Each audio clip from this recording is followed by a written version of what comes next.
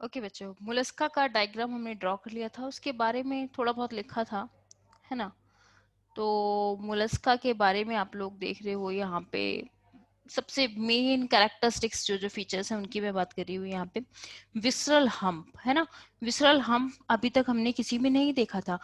Snail को आप देखोगे तो ऐसा लगता है कि बहुत सारा लगेज लेके चल रही है वो, है ना। यहाँ पे ऐसा कुछ पार्ट दिखाई देता है, ये एक्चुअली विसरल हम्प पार्ट होता है, जहाँ पे इस मोलस्का के मेंबर्स के visceral organs present है। Okay, here are present the visceral organs, like visceral organs के बारे में आपको पता है क्या क्या होते हैं। स्टमक, है ना, और अदर जो ग्लैंड्स हैं, है ना, these are the organs, visceral organs. अब यहाँ पे हमें एंटीना जैसे ये स्ट्रक्चर भी दिखाई दे रहे हैं। This one is a sensory structures, ये सेंसरी स्ट्रक्चर्स होते हैं। Okay, this one is a sensory structure जो कि सिग्नल का, सेंसेशन का काम करते हैं, is called a antenna. Okay, this one is called a antenna. Okay, and अब यहाँ पे तीन लेयर में मोस्ट इंपॉर्टेंट जो लेयर्स है ना उनके बारे में देखते हैं। सबसे पहला जो ग्रीन कलर के मैंने जो पार्ट बनाया है बेटा, this one is a mental of, this one is a mental part of the these molluscs. Molluscs का मेंटल पार्ट है ये। मेंटल का मतलब होता है ओवरकोट, एक ओवरकोट जैसा एक शीट प्रेजेंट है जिसको हम मेंटल कहते हैं। ओके, बस सिंपल सा। अब इस मेंटल के ऊपर प्रेजेंट होता है, इस mantle have a shell. Okay, इस मेंटल के ऊपर शेल प्रेजेंट है, ठीक है। मेन बॉडी मेंटल हो गया ये ग्रीन कलर का, ओके, और इसके ऊपर शेल प्रेजेंट है जो मैंने ऑरेंज कलर का बनाया। This one is a shell. Okay, clear.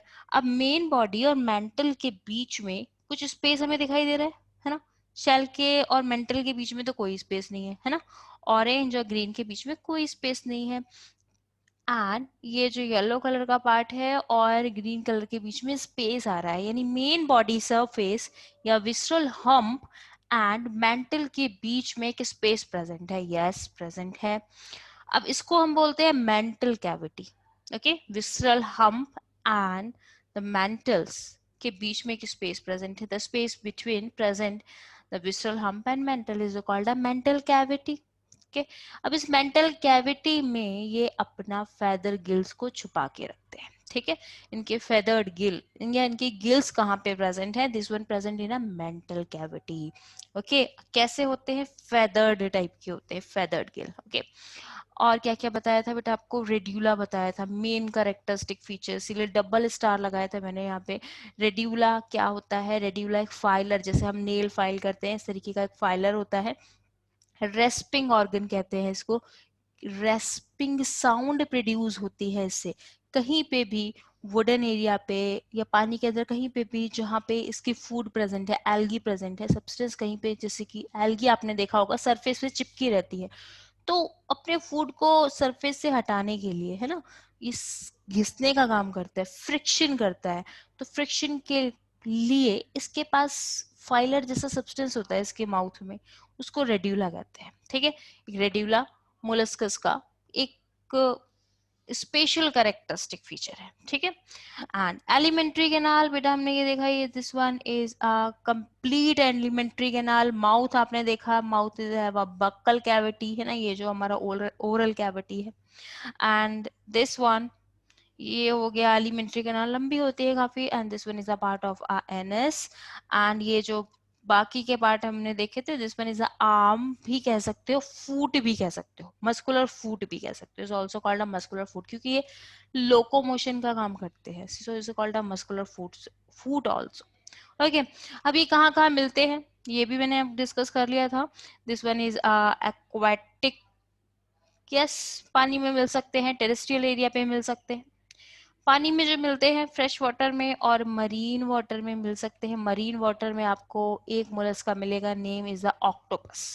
Okay, octopus समुद्र में मिलते हैं, मरीन वाटर में मिलते हैं। एंड टेरेस्ट्रियल एरिया पे this one is present a Pila, ठीक है, स्नेल। पाइला स्नेल जो है वो आपको टेरेस्ट्रियल ऑर्गन्स, टेरेस्ट्रियल एरिया पे मिलेंगे। ओके, एंड नेक्स्ट वन, इसके कुछ जनरल कैरेक्टरिस्टिक्स फीचर्स देख लेते हैं। Okay, general characteristic feature, body plan कैसा चलता हुआ आ रहा है? Tube with in a tube, alimentary canal complete है ना। एलिमेंट्री कैनाल में एक माउथ है ओपनिंग, दूसरी एनएस है opening, that means body is a tubular, उसके अंदर एक ट्यूब कंप्लीट है, tube with in a tube system चल रहा है। क्लियर। अब जर्म लेयर देख लेते हैं। जर्म लेयर यस डिप्लोब्लास्टिक है ना, पीछे से चलता आ रहा है, इससे पहले क्या था, आर्थ्रोपोडा था, है ना। बॉडी सिमेट्री यस बायलिटरल सिमेट्री है, दो पार्ट में ही डिवाइड कर सकते हैं इक्वली। सीलोम्स यस ट्रू सीलोमेट या यू सीलोमेट्स। और एक और इंपॉर्टेंट कैरेक्टरिस्टिक फीचर्स मोलस्का का, एक इंपॉर्टेंट बात, that one is have largest second largest phylum, Mollusca is a second largest phylum, this one is a second largest phylum. First कौन था देख लिया था हमने, आर्थ्रोपोडा है ना, तो this one is the second largest phylum, उससे नीचे ही आता है ना, आर्थ्रोपोडा के बाद आता है। क्लियर। सर्कुलेशन, सर्कुलेशन होता है यस ओपन टाइप का होता है। क्लोज सर्कुलेटरी सिस्टम बेटा आपको कहाँ मिलेगा, एक तो एनालिट्स में मिलेगा आपको और कॉर्डेटा में मिलेगा, बीच में आपको कहीं पे भी क्लोज सर्कुलेटरी सिस्टम नहीं मिलता है। क्लियर। तो क्लोज सर्कुलेटरी सिस्टम आपका एनालिट्स में था, आर्थ्रोपोड्स में था, बाकी सब में ओपन ही याद रखना है, तो ओपन ही हो गया ये यस। एंड ये हो गया इसके बेसिक कैरेक्टरिस्टिक्स फीचर्स। इसके बाद एनसीईआरटी में देख लेते हैं क्या क्या कैरेक्टरिस्टिक फीचर दिए हुए हैं। ओके यस एनसीईआरटी पे आ जाते हैं।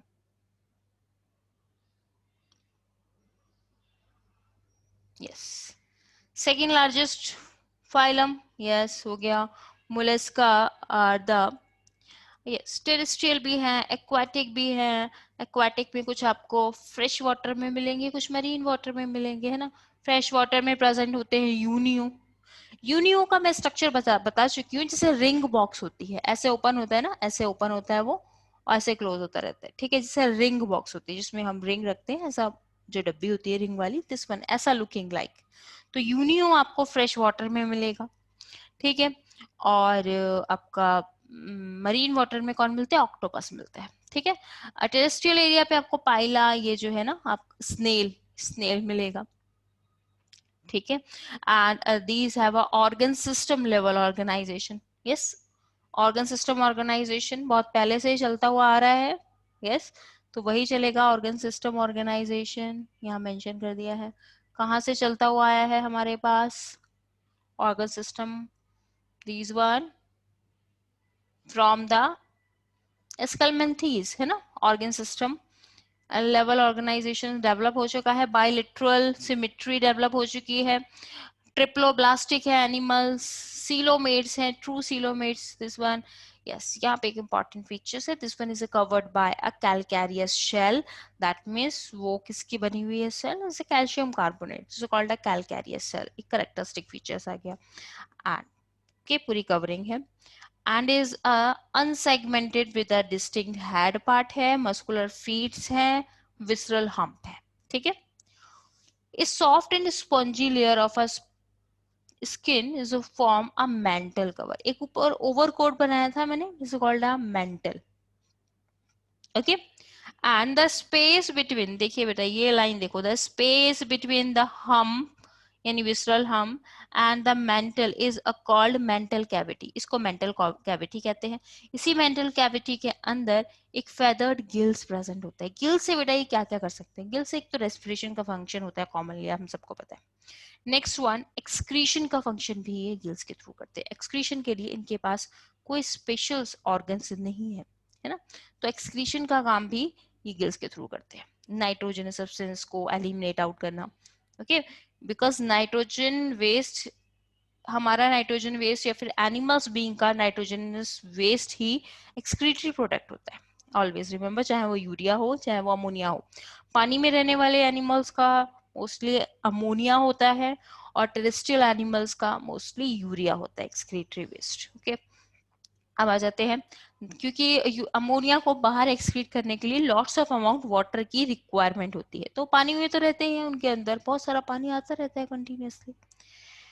The anterior head region has a sensory tentacle, जो एंटीना बताए थे मैंने आपके, सेंसरी टेंटिकल्स स्नेल में साफ साफ दिखाई देते हैं आपको, टेंटिकल्स प्रेजेंट होते हैं, हैव अ सेंसरी फंक्शन।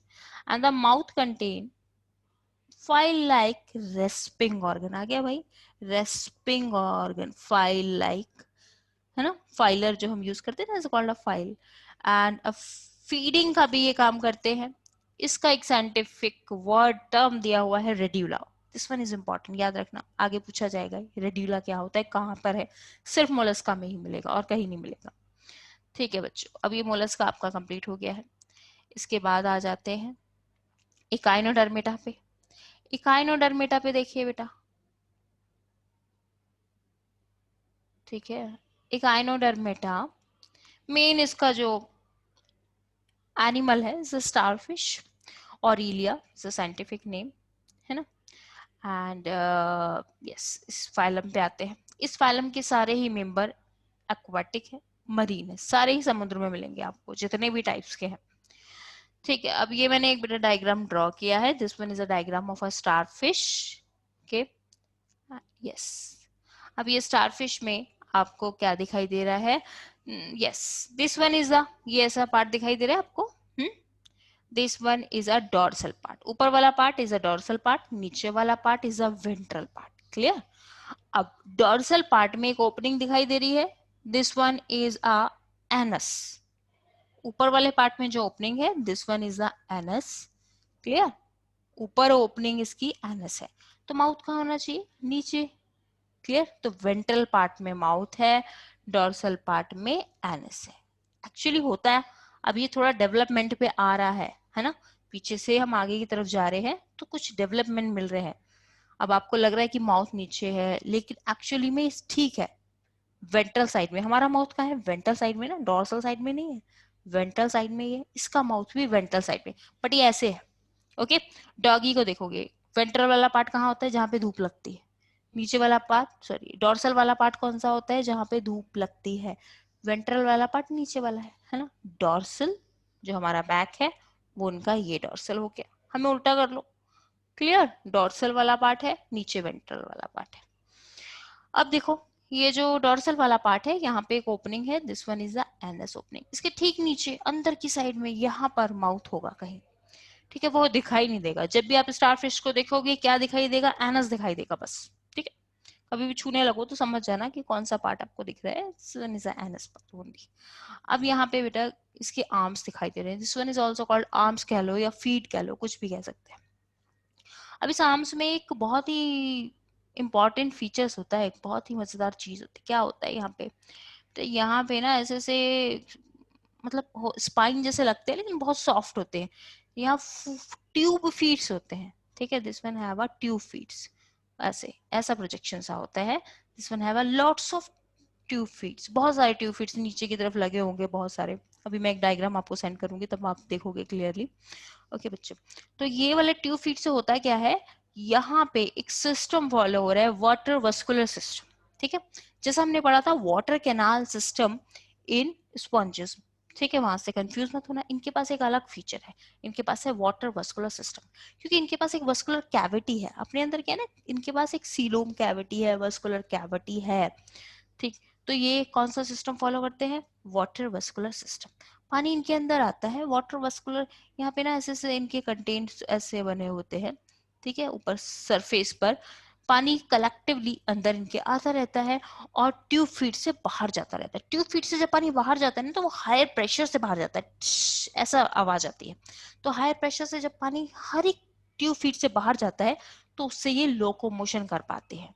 तो ट्यूब फीट इनका हेल्प करता है, यानी वाटर वस्कुलर सिस्टम लोकोमोशन के लिए हेल्प करता है, अपने फूड को कैप्चर कर पाते हैं इसी प्रोसेस से। लोकोमोशन नहीं करेंगे तो फूड कैसे कैप्चर करेंगे, है ना, तो वाटर वस्कुलर सिस्टम से ही अपना फूड कैप्चर कर पाते हैं, क्लियर। चलिए बेसिक प्लान देख लेते हैं बॉडी का, वही आएगा body plan, tube with in a tube, yes, germ layer diploblastic होंगे, सिमिट्री, यहाँ पे सिमिट्री देखिए चेंज हुई है, बायलिटरल सिमिट्री कब से चल रही है, प्लेडे हेलमिंथीज से चल रही है, प्लेनेरिया जब से आया था, है ना।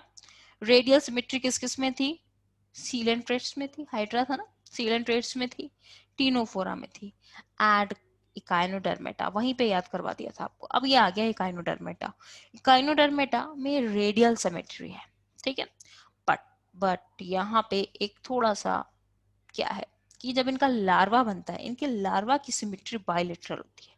पहली बार ऐसा देखा गया कि ऐसा ऑर्गेनिजम्स, वैसे क्या होता है कि जो सिमेट्री पेरेंट्स की होती है, ठीक है, वही सिमेट्री उसके लार्वा की होगी, ठीक है। तो यहाँ पे डिफरेंट देखा, यहाँ पे देखा स्टार फिश या फिर काइनोडर्मेटा के मेंबर्स की जो सिमेट्री है, रेडियल सिमेट्री है सबकी, ठीक है, रेडियल सिमेट्री है, बट उनके लार्वा की सिमेट्री बायसिमेट्री है, क्लियर, बायलेटरल सिमेट्री। अब लार्वा की सिमेट्री डिफरेंट होती है, इस पे डबल ट्रिपल स्टार लगा लो, ये याद रखना है। Coeloms, yes, is have a true coelomate, मैंने ये बता ही दिया था, इनके पास एक ट्रू कैविटी है, क्लियर। तो इतना ही इसमें। एंड इसके बाद देख लेते हैं एनसीईआरटी में क्या क्या है उसके, आपका पढ़ लेते हैं एग्जाम्पल्स, ठीक है, 2-3 एग्जाम्पल्स करने हैं बस इसके।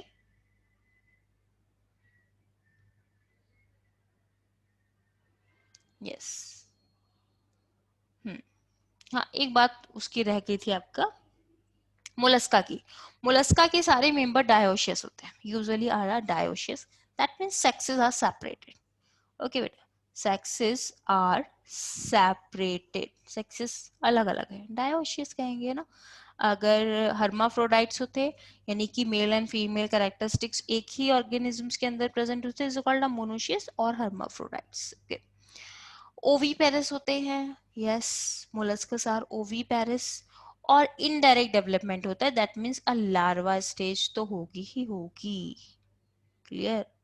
एट इसके एग्जांपल्स है, पाइला बता दिया था बेटा आपको, पर्ल ऊस्टर, पर्ल ऊस्टर का साइंटिफिक नेम होता है pink Tada, pink Tada, PINC, pink Tada, pink colour का मोती, इस तरीके से याद कर लो। पर्ल वाले का एग्जांपल्स है पिंक टाडा एंड सीपिया, सीपिया को कटल फिश कहते हैं, ओके। एंड इसका और क्या एग्जांपल याद करने हैं आपको, ऑक्टोपस का याद रखना है, डेविल फिश ये बता दिया था मैंने आपको, बस इतने ही एग्जांपल्स याद रखने हैं, इतने काफी है। इसके बाद एक काइनोडर्मेटा में देखते हैं, काइनोडर्मेटा में NCERT, these animals have a endoskeleton, yes, endoskeleton system है जो कि कैल्शियम कार्बोनेट का बना है, कैल कैलकैरियस ऑसिकल्स, ठीक है, जो कैल्शियम कार्बोनेट्स का बना है, जैसे हमारा बना है वैसे ही उनका बना है, हमारा कैल्शियम फॉस्फेट का है, दिस वन इज कैलकैरियस, सिर्फ कैल्शियम कार्बोनेट का है। एंड यस, इकाइनोडर्मेटा का मीनिंग क्या होता है, स्पाइनी बॉडी, इकाइनोडर्मेटा का मीनिंग है स्पाइनी बॉडी, ये इनकी पूरी बॉडी पे ना ऐसा ऐसा ये निकले रहते हैं, हालांकि ये पिंच नहीं होते, आप इसको टच करोगे तो इतने नुकीले नहीं होते, शार्प नहीं होते, but is looking like a spine. तो स्पाइनी बॉडी के नेम पे इनका नाम रखा गया Echinodermata, okay. All are marine, yes, समुद्र में ही मिलेंगे आपको, ऑर्गन सिस्टम लेवल ऑर्गेनाइजेशन है, ठीक है, एंड रेडियल सिमेट्री है, बट इनकी लार्वा की सिमेट्री कैसी होती है, बायलेटरल होती है, बता चुकी हूँ मैं आपको। They are a triploblastic and a coelomate animals, yes, true coelom present है, डाइजेस्टिव सिस्टम कंप्लीट होगा, माउथ अरेनस है, माउथ इनका लोअर साइड में प्रेजेंट है, वेंट्रल साइड में, यस, माउथ कहाँ प्रेजेंट है, वेंट्रल साइड में प्रेजेंट है ना, mouth is present in a ventral side and anus present in a dorsal side, ऊपर की साइड, डोर्सल ऐसा है ना, ऐसे करके बैठे हुए हैं ये, तो ये वाला पार्ट डोर्सल है ना, यहाँ पर एनस की ओपनिंग है और इसके नीचे इनके माउथ की ओपनिंग है, ठीक है, इनका माउथ नीचे है, समझ लो नीचे से अपना माउथ को छुपाते हुए जा रहे हैं ये। एंड इसमें क्या है, मोस्ट डिस्टिंक्टिव फीचर्स मैंने बताया था, एक मोस्ट करेक्टरिस्टिक फीचर है इनके पास, क्या है, वाटर वस्कुलर सिस्टम, ठीक है। एंड ये वस्कुलर सिस्टम बहुत हेल्पफुल होता है इनके लिए, जैसे उसमें पढ़ा था ना कैनाल सिस्टम स्पंजेस में हेल्पफुल है, ऐसे ही यहाँ पे वाटर वस्कुलर सिस्टम है, ओके बेटा। और क्या क्या है, ये लोकोमोशन में हेल्प करता है, कैप्चरिंग में अपना फूड ये कैप्चर कर पाता है, ट्रांसपोर्टेशन ऑफ फूड में हेल्प करेगा, ठीक है। एंड ये रेस्पिरेशन में भी हेल्प करता है, पानी अंदर आ रहा है दैट मीन्स ऑक्सीजन के मॉलिक्यूल्स अंदर आ रहे हैं, देन बाहर जा रहे हैं कार्बन डाइऑक्साइड के मॉलिक्यूल्स, दैट मीन्स ट्रांसपिरेशन की प्रोसेस भी से हो रही है, because is not have a gills, इनके पास गिल्स नहीं है, सिर्फ ये वाटर वस्कुलर सिस्टम ही इंपॉर्टेंट है इनके लिए। एक्सक्रीटरी ऑर्गन भी इनके पास एब्सेंट होते हैं, नहीं होते हैं, sexes are separated, yes, dioecious है, रिप्रोडक्शन सेक्सुअली रिप्रोडक्शन होता है इसमें, एक्सटर्नल होता है। यस, तो एक पॉइंट आपको और भी याद रखना है, जितने भी मरीन एनिमल्स होते हैं जो भी समुद्र में रहते हैं, जैसे ऑक्टोपस हो गया, ठीक है, और अदर एनिमल्स लाइक आपके टीनोफोरा के मेंबर्स है ना, एक्सेप्ट द हाइड्रा, बाकी सारे मरीन है, तो उनमें एक्सटर्नल फर्टिलाइजेशन होता है। ठीक है, हमेशा याद रखेंगे मरीन एनिमल्स में एक्सटर्नल फर्टिलाइजेशन होता है। एक्सटर्नल फर्टिलाइजेशन ना होने के एक रीजन भी है, क्योंकि मरीन एनिमल्स होते हैं, समुद्र में रहने वाले जो होते हैं, वहां पे ह्यूमन बींग्स का इन्वॉल्वमेंट कम होता है समुद्र में, है ना, समुद्र बहुत डेप्थ में होता है, और उसमें जो है वो अपने स्पर्म्स और ओवम को रिलीज कर देते हैं, जिससे फर्टिलाइजेशन बाहर हो जाते हैं, उनकी लार्वा स्टेज वहीं पे डेवलप होने लगती है, और पर्टिकुलरली एक एडल्ट डेवलप हो जाता है। ठीक है, अब देख लेते हैं इसके एग्जांपल्स। यस, डेवलपमेंट इनडायरेक्ट होगा, यानी लार्वा स्टेज तो होगी ही होगी। Yes, and with swimming larva, है ना, इनके लार्वा पूरे में घूमते रहते हैं, समुद्र में स्विमिंग करते हैं। यस, अब देख लेते हैं एग्जांपल। स्टारफिश तो आपको पता ही है, इसका साइंटिफिक नेम एस्टेरिकस, ठीक है, एस्टेरियस, एंड ऑरिलिया भी कह सकते हैं इसको। And sea urchin, sea urchin के नाम से याद कर सकते हो, सी कुकुम्बर। ठीक है, बस 3 एग्जांपल्स आपको याद रखने हैं, बोर्ड के लिए इतना इनफ है। ठीक है बच्चों, तो यहाँ तक आप एक बार घर से पढ़कर आएंगे, और जो भी डाउट होगा वो कल पूछ लेना। ठीक है, तो बाकी का हम बाद में करेंगे, नेक्स्ट क्लास में करेंगे। ओके।